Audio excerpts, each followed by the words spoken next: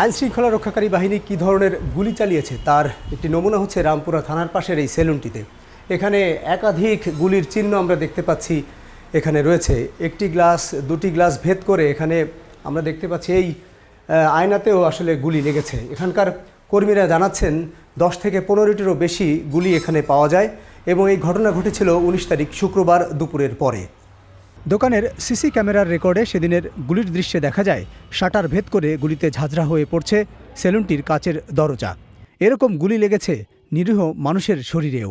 বুলেটের আঘাতে এই ভবনেরই একজন নারী মারা গেছেন, গুলিবিদ্ধ হয়েছে তার সঙ্গে থাকা ছোট্ট নাতি। মহিলার গুলি লেগে তারপর বাচ্চার গুলি লাগছে, এখন বর্তমানে বাচ্চা আইসিতে আছে। পরের দিন সকাল 10টার সময় মহিলা মারা গেছে। পুলিশদেরকে আক্রমণ করছে, অনেক লোক আইসা দেখলাম, তারপরে পুলিশটা বাঁচার জন্য এই বুলেটগুলো চালাইছে।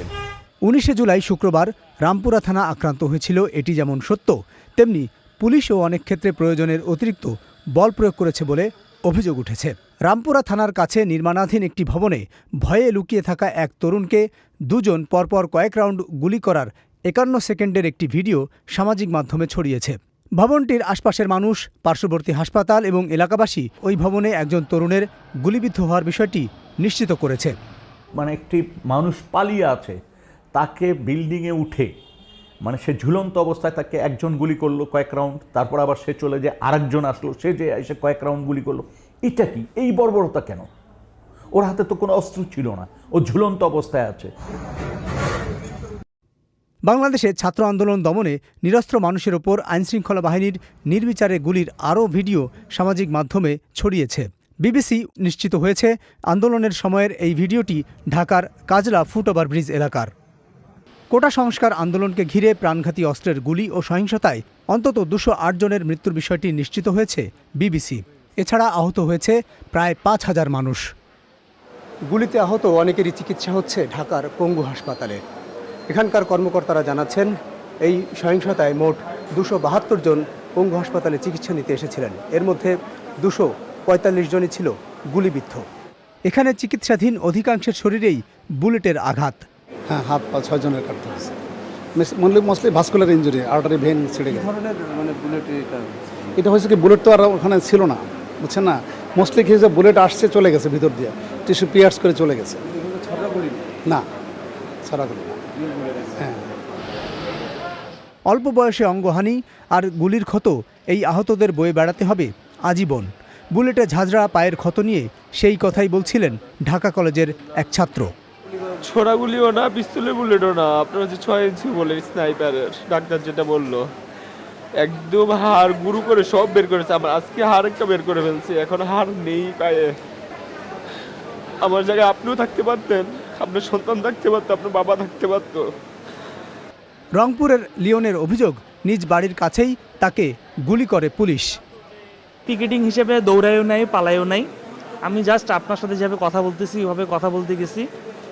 আমি কথা বলতেছি ফ্রন্টে, পিছন থেকে একজন সে বলছে স্যার এর লিডার হইতে পারে বলে আমার মানে পায়ে গান লাগায় শ্যুট করছে। আন্দোলনে হতাহতের ধরন, গুলির আঘাত এবং বিভিন্ন ছবি বিশ্লেষণ করে পর্যবেক্ষকরা মনে করছেন এবার আন্দোলন দমনে টিয়ার শেল, ছররা গুলি এবং শটগানের পাশাপাশি প্রাণঘাতী অস্ত্রেরও বাড়াবাড়ি রকমের ব্যবহার হয়েছে। বিজিবির কাছে এই রাইফেলগুলো দেওয়া আছে 7.62, কারণ যারা বর্ডারে কাজ করছে, এবং পুলিশ এক সময় এগুলো ব্যবহার করতো না, এই ধরনের অস্ত্র ব্যবহার করতো না, যেটা এখন মানে যেটাকে আমরা বলি শুট টু কিল। আইনশৃঙ্খলা রক্ষাকারী বাহিনী এইরকমভাবে নির্বিচারে গুলি করে হত্যা করতে পারে, এটা চিন্তাও করা যায় না, আনথিঙ্কেবল। আমার মনে হচ্ছিল যেন আমি পুলিশ চিনি না। এটি মানবাধিকারের চূড়ান্ত লঙ্ঘন, এই ব্যাপারে কোনো সন্দেহ নাই। এটি কেবলমাত্র তখনই সম্ভব যখন একটি যুদ্ধক্ষেত্রে আমরা দেখেছি এই সব অস্ত্রের ব্যবহার। আন্দোলন দমনে এত মানুষের মৃত্যু আর হতাহতের বিষয়ে স্বরাষ্ট্রমন্ত্রীর কাছে প্রশ্ন করেছিলাম, এভাবে প্রাণঘাতী অস্ত্রের ব্যবহার কেন এবং আন্দোলন দমনে কী পরিমাণ গুলির ব্যবহার হয়েছে। এই সবগুলোর মানে হিসাব নিকাশ আমাদের ঊর্ধ্বতন পুলিশ কর্মকর্তারা রাখেন, এবং এখানে কোনো একটি গুলি, কোনো একটি মৃত্যু যদি অনাকাঙ্ক্ষিত হয় তাহলে সেই জন্য তাদেরকে মানে একটা ইনকোয়ারি হয়, কাজে সেগুলি হবে ইনশাল্লাহ। স্বরাষ্ট্রমন্ত্রীর দাবি, জানমাল বাঁচাতে আইনশৃঙ্খলা বাহিনী বাধ্য হয়েছে গুলি ছুড়তে।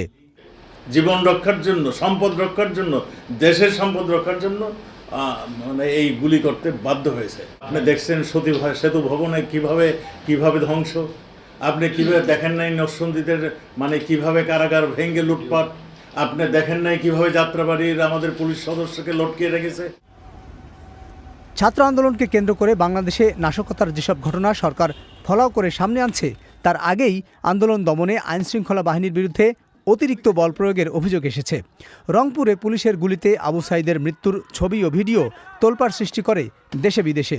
এছাড়া এবার আন্দোলন দমনে গুলির পাশাপাশি হেলিকপ্টার ব্যবহারের ঘটনাও ছিল বাংলাদেশের ইতিহাসে নজিরবিহীন।